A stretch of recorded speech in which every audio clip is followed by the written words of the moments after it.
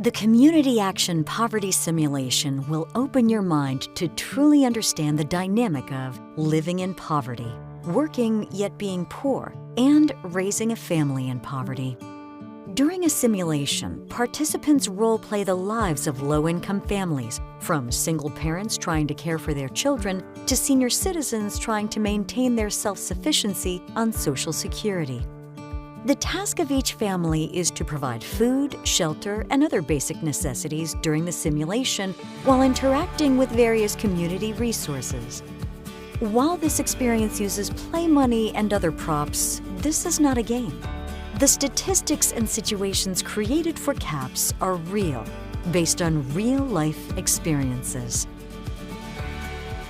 With the Community Action Poverty Simulations, we really hope to accomplish individuals really learning what low-income Americans face every day, kind of stepping into their shoes, being able to experience what it's like to have little to no resources to start out with, what to do when things go wrong within a month of poverty, when their child gets sick but they're working a minimum wage job and they can't really sacrifice time from their work in order to be with their child, maybe because they have bills to be paid. So all of those accumulated stressors that a lot of Americans maybe overlook because they're middle to upper class. We typically have the volunteers be those that are low-income families that we've worked with directly to be the volunteers, so the tables are kind of flipped in the situation. So then they get to experience what it's like to be in each other's shoes.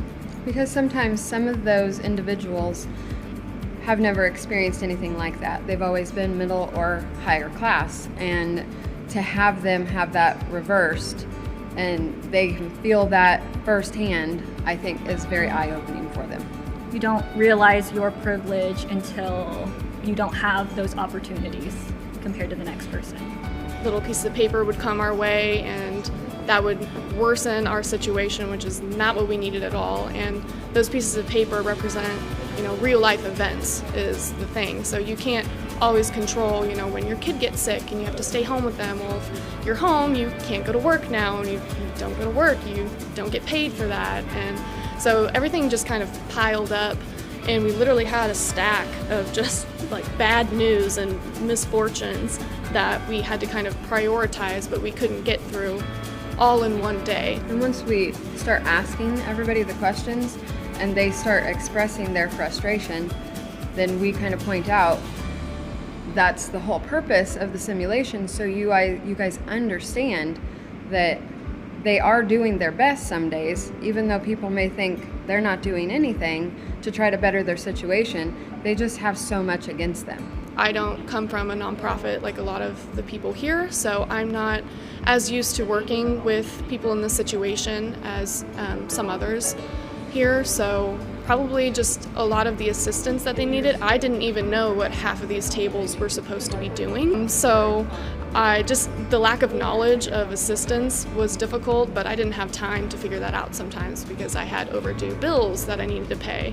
I feel like from what I've seen out of the simulations and the ones that I've done, I've seen a change in mindset that was positive, something that we were looking at participants to have in it, in changing, okay, individuals aren't just lazy or not doing enough in order to be successful. There's a lot of systemic barriers that are preventing them from really achieving their goals or income level that they desire because of all of these limited resources, maybe. So I just think if a lot more people went through the simulation, they would have a lot more perspective going through their day-to-day for those that are, this is their life. They are having to deal with all of this on a day-to-day basis. They don't get to leave this room and go about their day after this.